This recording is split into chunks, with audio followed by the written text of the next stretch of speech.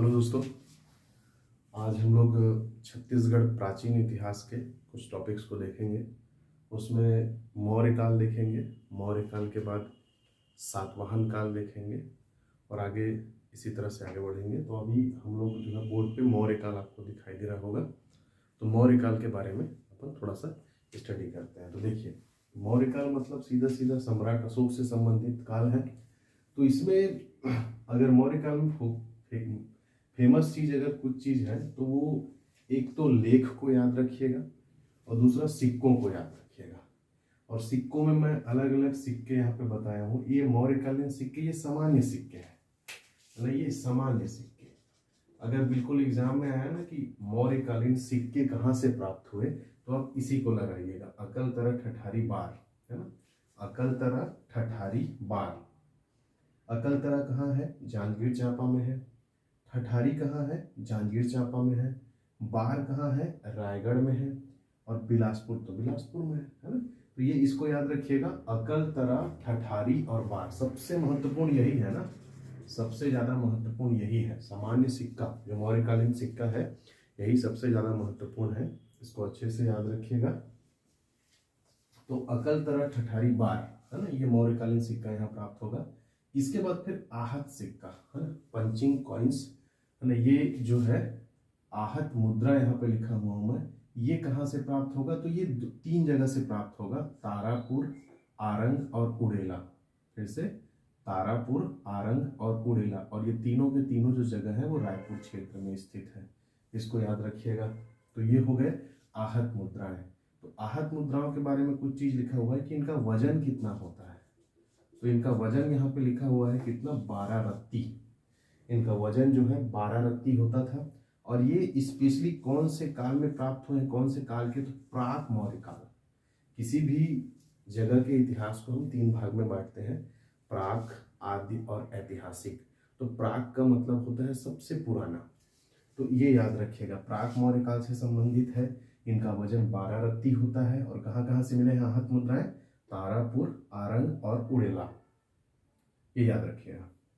इसके बाद फिर चलते हैं गोनगल श्रेणी के सिक्के। तो गोनगल श्रेणी के सिक्के दो जगह से प्राप्त हुए हैं। एक तो आरंग है, जहां से हमको आहत मुद्रा प्राप्त हुआ है, और दूसरा गुजरा। ये दोनों को याद रखिएगा, आरंग और गुजरा, जो कि रायपुर क्षेत्र में है, रायपुर क्षेत्र से संबंधित है। तो ये दोनों जगह से हमको गोनगल श्रेणी का सिक्का प्राप्त हुआ है। और इनको खोजने का श्रेय जाता है रमेंद्र नाथ मिश्र को। ये छत्तीसगढ़ के बहुत बड़े इतिहासकार हैं, है ना। तो इनको याद रखिएगा, आरंग और गुजरा, जहां से गोनगल श्रेणी का सिक्का प्राप्त हुआ है, इनको खोजने का श्रेय किसे जाता है? रमेंद्र नाथ मिश्र को जाता है। इसके बाद फिर आगे चलते हैं अशोक कालीन मूर्ति। ये अशोक कालीन मूर्ति जो है, ये हमको मिलेगा कोटाडोल में। और ये मेरे ख्याल से एसीएफ या किसी एग्जाम में, जो हाल फिलहाल में अभी कोई एग्जाम हुआ है, उसमें इसको पूछा था कि अशोक कालीन मूर्तियां कहाँ से प्राप्त हुई हैं। तो याद रखिएगा, कोटाडोल, कोटाडोल कोरिया, है ना। एक बार इसको कंफर्म कर लीजिएगा कि नए जिले के हिसाब से ये किस में आ रहा है। तो अपन उसको देखते हैं, नेक्स्ट क्लास में मैं आपको इसको बता दूंगा। तो इसको याद रखिएगा, कोटाडोल कोरिया में अशोक कालीन मूर्तियां प्राप्त हुई हैं। एसीएफ में आई थिंक ये फैक्ट पूछा गया है। उसके बाद देखिए मौर्यकालीन लेख। मौर्यकालीन लेख जो है, ये दो गुफा से मिला है। ये दोनों गुफा है, जोगीमारा की गुफा और सीता बेंगरा की गुफा। और ये दोनों ही गुफा जो है कहाँ स्थित है? रामगढ़ की पहाड़ी में स्थित है। ये रामगढ़ की पहाड़ी में स्थित है ना। ये भी रामगढ़ की पहाड़ी में स्थित है। रामगढ़ की पहाड़ी में तीन गुफा मिलता है ना, सीता बेंगरा, लक्ष्मण बेंगरा और जोगीमारा की गुफा। तो इनमें से दो गुफाएं, जोगीमारा की गुफा और सीता बेंगरा की गुफा में कुछ लिखा हुआ मिला। गुफाओं में, पत्थरों में कुछ ऐसे उकेरा गया मिला। और उसको जब पुरातत्ववेत्ता लोग अध्ययन किए तो पता चला कि उसकी भाषा पाली है और उसकी लिपि ब्राह्मी है।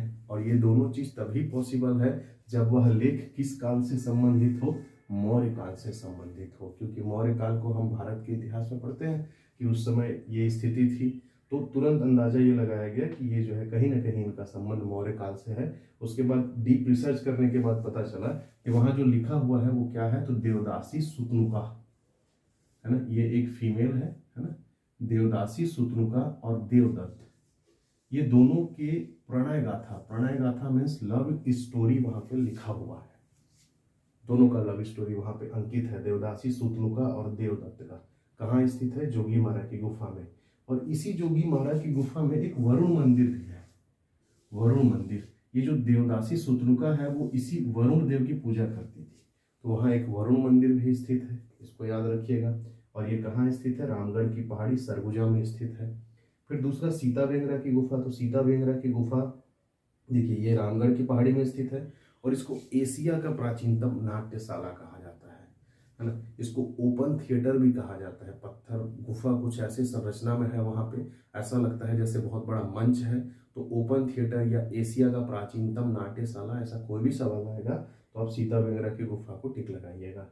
यह एशिया की प्राचीनतम नाट्यशाला है और इसकी खोज जो है 1848 में, कब? 1848 में कर्नल आउसले ने किया था, ये याद रखिएगा, कर्नल आउसले का नाम, ठीक है। तो ये यहाँ पे हमारा मौर्य काल समाप्त होता है ना। ये कुछ महत्वपूर्ण फैक्ट इसमें है, मैं बार बार बता रहा हूँ। ज़्यादा फोकस आप इस सिक्के पे कीजिएगा, इसको देखिएगा और ये देखिएगा। ये तीन जो चीज़ है वो बहुत बार एग्जाम में पूछे जा चुके हैं। बाकी ये आहत मुद्रा, गोंडल श्रेणी और हाँ, ये दोनों अभी एग्जाम में पूछे नहीं गए हैं, लेकिन पूछे जा सकते हैं, तो इनको भी ध्यान दीजिएगा। एक बार फिर से देखते हैं, मौर्यकालीन सिक्का है ना। मौर्यकालीन सिक्का हमको कहाँ से प्राप्त होगा? मौर्यकालीन सिक्का हमको अकलतरा, ठठारी, बार और बिलासपुर से। उसके बाद आहत मुद्रा कहाँ से प्राप्त होगा? आहत मुद्रा हमको प्राप्त होगा तारापुर, आरंग और उड़ेला से, इसको याद रखिएगा। नेक्स्ट है, ये जो आहत मुद्रा है इनका वजन कितना है? 12 रत्ती, और ये कौन से काल से संबंधित है? प्राक मौर्य काल से। इसके बाद देखिए गोंडल श्रेणी के सिक्के। तो गोंडल श्रेणी के सिक्के हमको मिलेंगे आरंग और गुजरात से। उसके बाद फिर किनके द्वारा खोजा गया है? रमेंद्रनाथ मिश्र के द्वारा खोजा गया है। इसके बाद फिर याद रखिएगा अशोककालीन मूर्तियां कहाँ से मिली हैं? कोटा डोल से मिली हैं, इसको बहुत अच्छे से याद रखिएगा, ताजा ताजा पूछा गया फैक्ट है एग्जाम में। उसके बाद फिर देखिए मौर्यकालीन लेख, तो जोगी मारा की गुफा और सीता बेंगरा की गुफा। ये यहाँ पे हमारा जो है मौर्य काल ये समाप्त होता है। मौर्य काल के बाद अब आगे चलते हैं सातवाहन काल।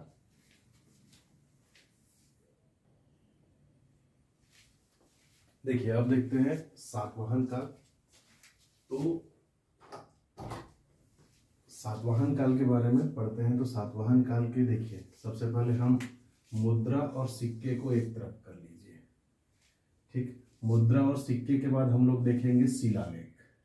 शिलालेख के बाद काष्ठ स्तंभ, काष्ठ स्तंभ के बाद मिट्टी की मुहर और विष्णु की लेख युक्त प्रतिमा।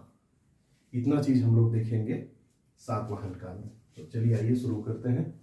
देखिए मुद्रा और सिक्के की बात करते हैं तो इस वंश के एक राजा जिसका नाम अपीलक था, तो राजा अपीलक का सिक्का कहाँ से मिला है? बालपुर और मल्हार से। ये देखिए बालपुर और मल्हार से राजा अपीलक का सिक्का प्राप्त हुआ है। इसको बहुत अच्छे से याद रखिएगा, ये बहुत महत्वपूर्ण फैक्ट है। उसके बाद फिर दूसरा है रोमकालीन मुद्रा। तो रोमकालीन मुद्रा प्राप्त हुआ है चकरबेड़ा से, इसको भी याद रखिएगा, ये भी कई बार एग्जाम में पूछा जा चुका है। तो ये दोनों फैक्ट जो है एग्जाम में कई बार रिपीट हो चुके हैं कि राजा अपीलक का सिक्का कहाँ से प्राप्त हुआ है? तो राजा अपीलक का सिक्का प्राप्त हुआ है बालपुर और मल्हार से। रोमकालीन मुद्रा कहाँ से प्राप्त हुआ है? चकरबेड़ा से। पूछा जाता है कि रोमकालीन मुद्रा किस शासन वंश में, किस वंश के दौरान, शासन के दौरान पाया गया? तो सातवाहन शासन के दौरान ये पाया गया था चकरबेड़ा में। नेक्स्ट है तांबे का सिक्का। तो तांबे का जो सिक्का मिला है ना वो आयताकार में मिला है, आयताकार सिक्का मिला है। और इस आयताकार सिक्के में एक और हाथी था, चिन्ह जो है हाथी का चिन्ह, और दूसरी ओर स्त्री या नाग अंकित था, किसी किसी में स्त्री किसी किसी में नाग। तो हाथी और नाग या स्त्री, तो एक और क्या था? हाथी का चिन्ह था। सबसे पहले तो याद रखिएगा आयताकार सिक्का था तांबे का सिक्का जो है, और जिसमें एक और हाथी का चिन्ह था तथा दूसरी ओर किसका चिन्ह था? स्त्री का चिन्ह था। इसको अच्छे से याद रखिएगा। तो हाथी और स्त्री है ना, स्त्री या नाग ऐसे याद रखेंगे। हाथी, एक और हाथी तो कंफर्म है, दूसरी ओर स्त्री या नाग ऐसे याद रखिएगा। तो ये हो गया सिक्के की बात। तो राजा अपीलक का सिक्का, राजा अपीलक का सिक्का कहाँ से प्राप्त हुआ? राजा अपीलक का सिक्का प्राप्त हुआ है बालपुर और मल्हार से। दूसरा रोमकालीन मुद्रा कहाँ से प्राप्त हुई है? चकरबेड़ा से प्राप्त हुई है। फिर तांबे का सिक्का कहाँ से प्राप्त हुआ है? तो तांबे का सिक्का प्राप्त हुआ है, सबसे पहले तो इसका शेप याद रखना है, आयताकार शेप है जिसमें एक और हाथी तथा दूसरी ओर स्त्री या नाग अंकित है, इसको याद रखिएगा। नेक्स्ट बात करते हैं शिलालेख के। तो शिलालेख में देखिए किसका शिलालेख मिला है। सबसे पहली बात तो कहाँ मिला है शिलालेख। तो शिलालेख मिला है कहाँ पर, गुंजी में मिला है, जांजगीर चांपा। ठीक, ये बालपुर और मल्हार भी कहाँ है, बालपुर जो है आपका जांजगीर चांपा में है, मल्हार बिलासपुर में है। तो गुंजी जो है जांजगीर चांपा में जो स्थित जगह है, वहां से हमको सातवाहन कालीन राजा कुमारवर्दत्त श्री, देखिए नाम लिखा हुआ है कुमारवर्दत्त श्री, है ना, इस राजा का हमको शिलालेख प्राप्त हुआ। और इस शिलालेख में यह बताया गया कि ये जो राजा है अपनी उम्र वृद्धि की कामना के लिए ब्राह्मणों को 1000 गायों का दान किया था, है ना। लिखा हुआ है कि राजा ने अपनी उम्र आयु वृद्धि की कामना के लिए ब्राह्मणों को 1000 गायों का दान किया था।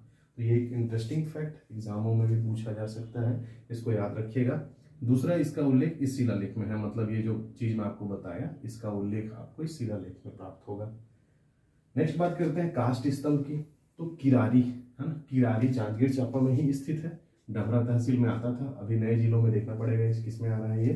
तो किरारी में क्या हुआ कि 1921 की बात है, इस 1921 में किरारी में एक तालाब था, उस तालाब के बीच में एक खंबा, लकड़ी का खंबा जैसे हर तालाब में रहता है, ये खंबा थोड़ा विशिष्ट खंबा था। कैसे विशिष्ट था, उस खंबे में कुछ कुछ चीज उकेरा हुआ गया था, मतलब उसमें कुछ कुछ लिखा गया था।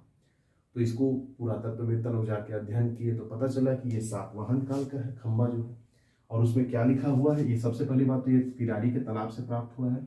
और क्या उसमें अंकित है, क्या लिखा हुआ है, उसको अध्ययन किया गया तो उसमें क्या लिखा हुआ है, उस समय तत्कालिक रूप से जो अधिकारी लोग थे उनके पद नाम लिखे गए हैं।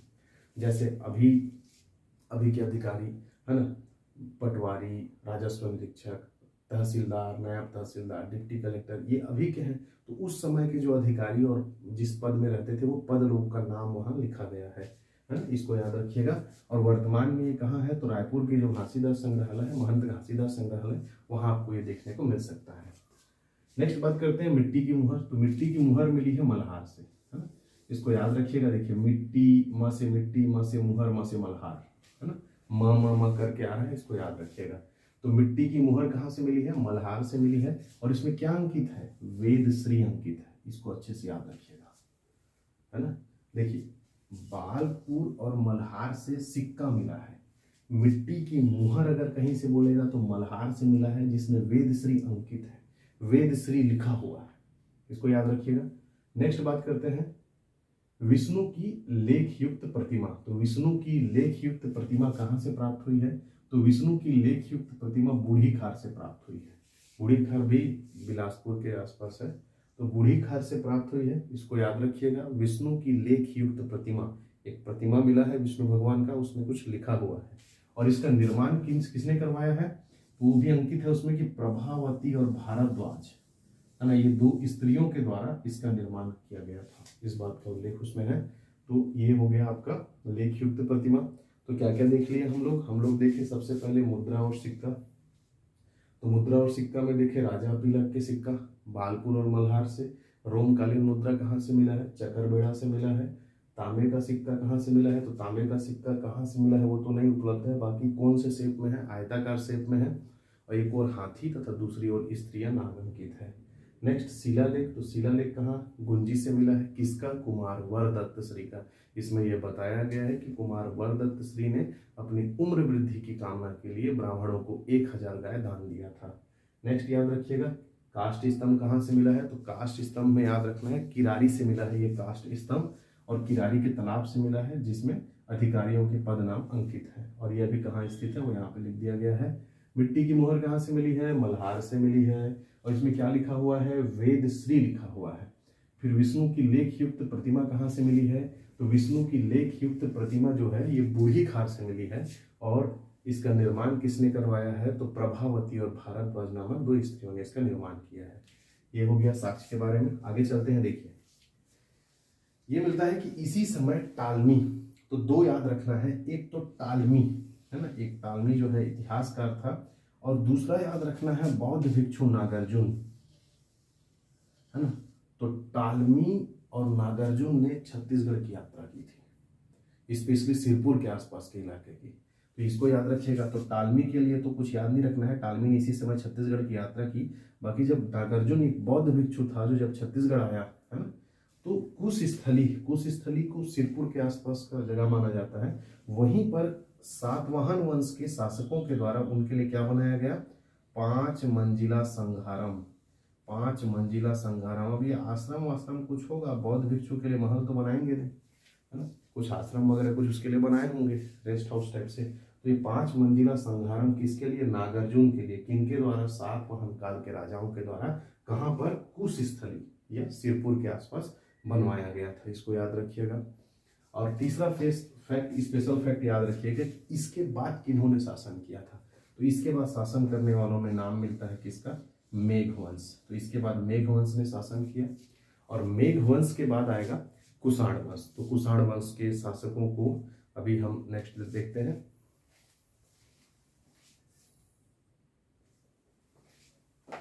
देखिए अब देखते हैं कुषाण वंश। बहुत छोटा चीज इसके बारे में जानना है ना। इसके सिक्के हमको प्राप्त हुए हैं। तो तांबे के सिक्के अगर मेंशन करता है तो तांबे के सिक्के को लगाइएगा कहाँ, तांबे के सिक्के मिले हैं बिलासपुर में। और कुषाण कालीन सिक्का अगर बोलेगा तो कुषाण कालीन सिक्का याद रखिएगा, ये कहाँ से मिला है, तेलीकोट खरसिया रायगढ़ से प्राप्त हुआ है। इसको याद रखिएगा। तांबे का सिक्का बिलासपुर से प्राप्त हुआ है और कुषाण कालीन सिक्का बोलेगा तो तेलीकोट खरसिया से प्राप्त हुआ है। ये याद रखिएगा। इतना ही है कुषाण वंश में। अब इसके बाद फिर आगे देखते हैं वाकाटक वंश।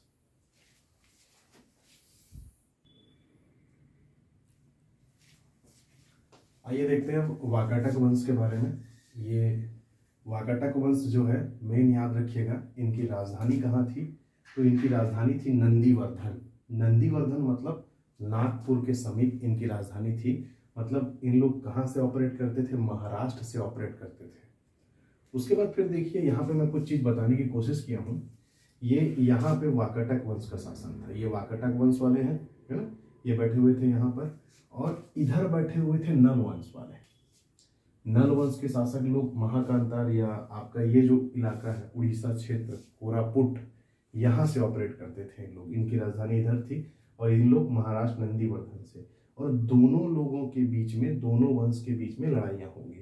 तो किस चीज़ के लिए लड़ाइयाँ होंगी, ये पुष्करी के लिए लड़ाई होगी, है ना। ये भी यहाँ अधीनता चाहेगा, यहाँ भी शासन करना चाहेगा, ये भी यहाँ शासन करना चाहेगा। तो इस दौरान दोनों में लड़ाइयाँ होंगी, दोनों वंश के शासकों में। तो वो लड़ाई हमको यहाँ पे देखने को मिलेगा। ठीक है, तो याद रखिएगा ये पुष्करी जो है वर्तमान में अभी बीजापुर के पास है। बीजापुर के क्षेत्र में पुष्करी है, इसे याद रखिएगा। और इन लोग कौन से शासकों की अधीनता को स्वीकारते थे, वाकाटक वंश, तो गुप्त शासकों की अधीनता को स्वीकारते थे। क्यों स्वीकारते थे मैं अभी बताऊंगा आपको। उसके बाद इस वंश को समाप्त किसने किया, त्रिपुरी के कलचुरी, है ना, हमारे यहाँ की कलचुरी नहीं, त्रिपुरी मध्य प्रदेश जबलपुर वाला जो मेन कलचुरी शाखा था, उनके द्वारा इस वंश को समाप्त किया गया। ये हो गया। इसके बाद फिर देखिए वाकाटक वंश की शुरुआत करते हैं। वाकाटक वंश में पहला राजा आता है महेंद्र सेन, है ना। देखिए इसको इतने राजाओं को याद करने का मैं आपको एक ट्रिक बता रहा हूँ। वो ट्रिक ऐसा है,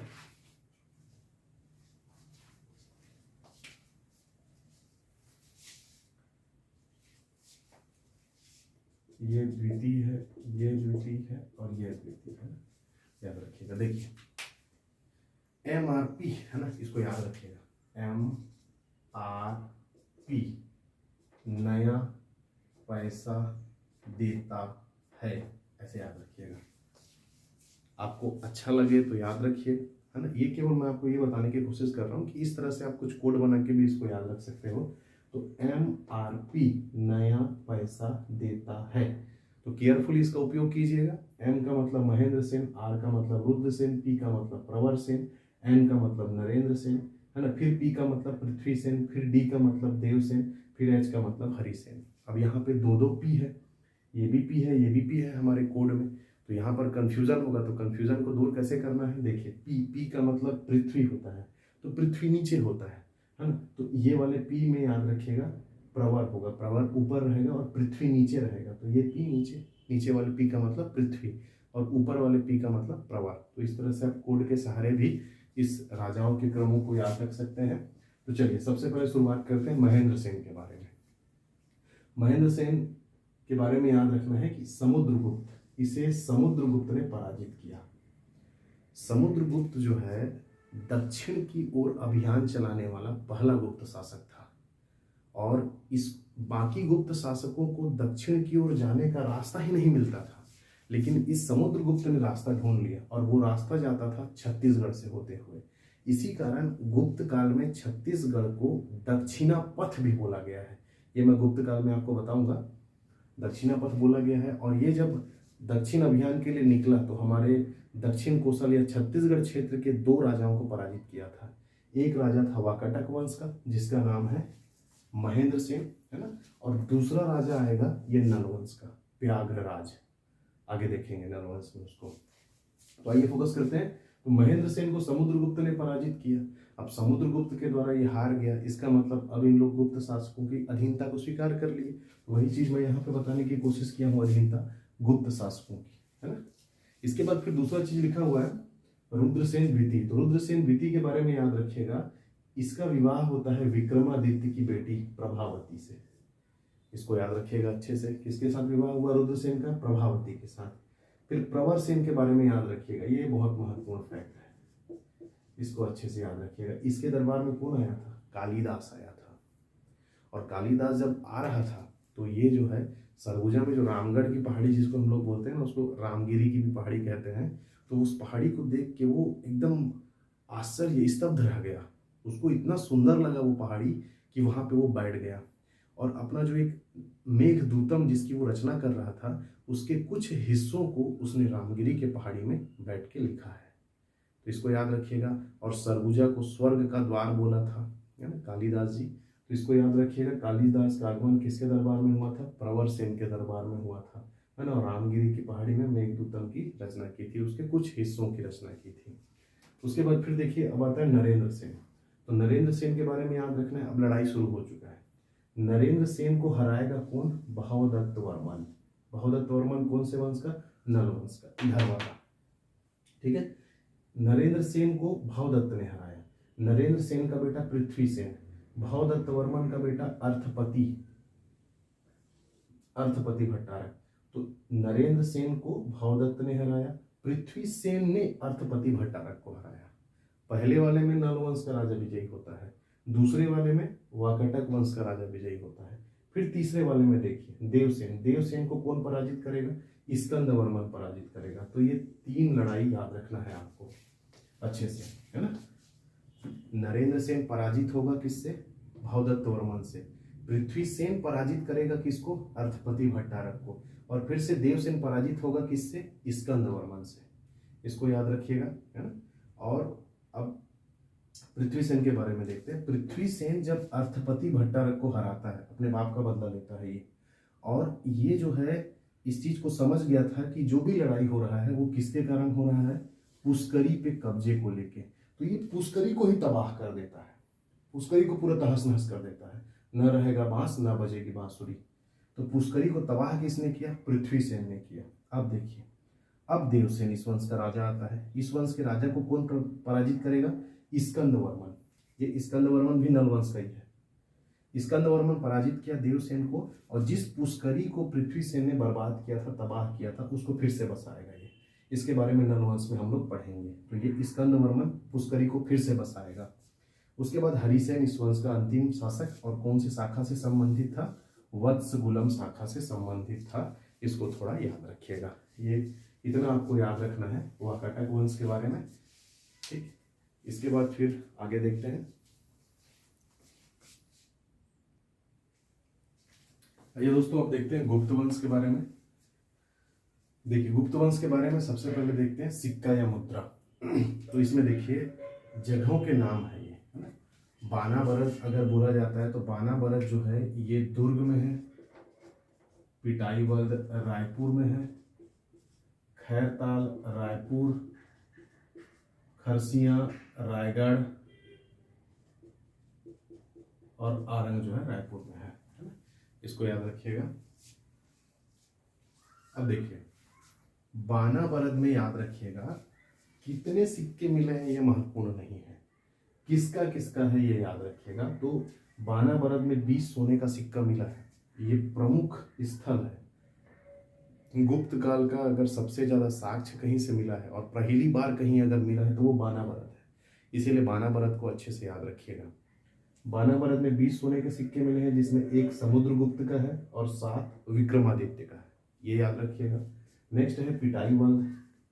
तो पिटाई बल्द में याद रखिएगा यहाँ 40 सिक्के मिले हैं, जिसमें से महेंद्रादित्य बोले या कुमारगुप्त बोले, एक ही बात है। कुमारगुप्त ने महेंद्रादित्य की उपाधि धारण की थी।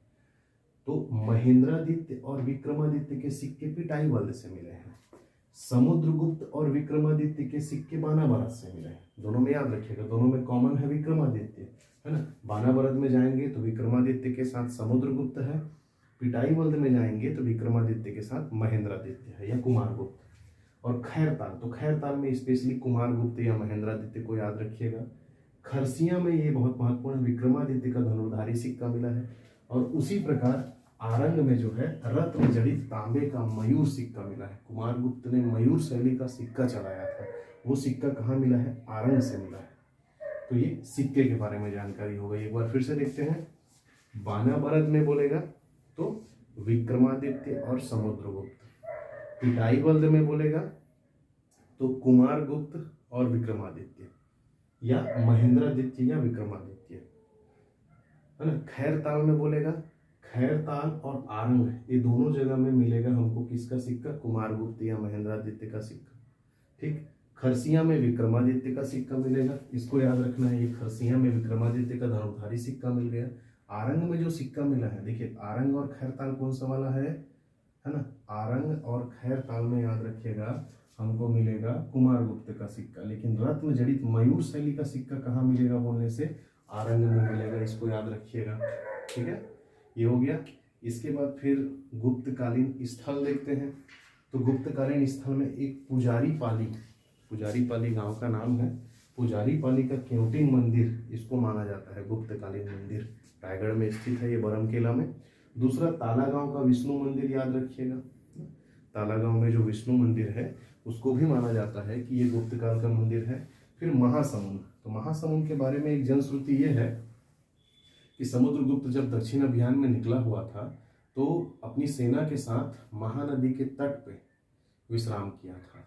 और वो महानदी उस समय बहुत बड़ी नदी थी, चौड़ी नदी थी, तो उसको महान समुद्र बोल दिया था उस जगह को, उस जगह क्षेत्र को, कि ये बहुत बहुत महान समुद्र टाइप से है। तो वही महान समुद्र धीरे धीरे महासमुंद बन गया। तो ये जगह जो है समुद्रगुप्त किससे संबंधित है, इसको याद रखिएगा। उसके बाद कोपरा इस जगह में, है ना, याद रखना। समुद्रगुप्त की पत्नी रूपा देवी का साक्ष्य मिला है। ये हो गया कुछ साक्ष्य जो गुप्तकालीन है। फिर से देखते हैं। पुजारी पाली का केवटिंग मंदिर, ताला गांव का विष्णु मंदिर, और उसके बाद फिर याद रखिएगा महासमुंद के बाद कोपरा, ये सब जगह गुप्त काल से संबंधित है। इसमें ये दोनों बहुत महत्वपूर्ण है, इनको अच्छे से याद रखिएगा, ठीक। सिक्का हो गया, स्थल हो गया। इसके बाद फिर चलते हैं समुद्रगुप्त के बारे में, क्योंकि समुद्रगुप्त यहाँ आए थे छत्तीसगढ़, तो दक्षिण अभियान के दौरान आए थे और 2 शासकों को पराजित किया। मैं पहले भी बता चुका हूँ, एक महेंद्र सेन और दूसरा व्याघ्रराज। महेंद्र सेन कौन से वंश का? वाकाटक वंश का। व्याघ्रराज कौन से वंश का? नल वंश का। और समुद्रगुप्त की जितनी भी उपलब्धियां हैं ये सब प्रयाग प्रशस्ति अभिलेख में हरिसेन लिखने का काम करता है। तो इन दोनों के बारे में भी आपको जानकारी कहाँ मिल जाएगा? हरिसेनकृत प्रयाग प्रशस्ति अभिलेख में। ये हो गया। इसके बाद फिर देखिए, गुप्त काल में छत्तीसगढ़ को दक्षिणापथ के नाम से भी जाना जाता था। मैं ये नहीं कह रहा हूँ कि सिर्फ दक्षिणापथ भी एक ऑप्शनल नाम था छत्तीसगढ़ के लिए, इसको याद रखिएगा, क्योंकि ये दक्षिण की ओर जाने का रास्ता था, है ना। ये हो गया। उसके बाद बस्तर को क्या कहा जाता था? महाकांतार, है ना, महाकांतार कहा जाता था बस्तर को, इसको याद रखिएगा। ये गुप्त काल के बारे में जानकारी हो गई, है ना। ये सिक्के हो गए। सिक्कों में थोड़ा याद रखना है, बाना भरत में बोलेगा तो विक्रमादित्य प्लस समुद्रगुप्त, पिटाई बल्द में बोलेगा विक्रमादित्य प्लस कुमारगुप्त या महेंद्रादित्य। खैरताल में केवल कुमारगुप्त, खरसिया में केवल विक्रमादित्य, और आरंग में केवल कुमारगुप्त। और कुमारगुप्त का कौन सा वाला? रत्न जड़ित मयूर शैली का सिक्का आरंग से मिला है, इसको याद रखिएगा। ये इस तरह से हमारा गुप्त काल खत्म होता है। अगले वीडियो में और कुछ नए टॉपिक के साथ आएंगे। Thank you.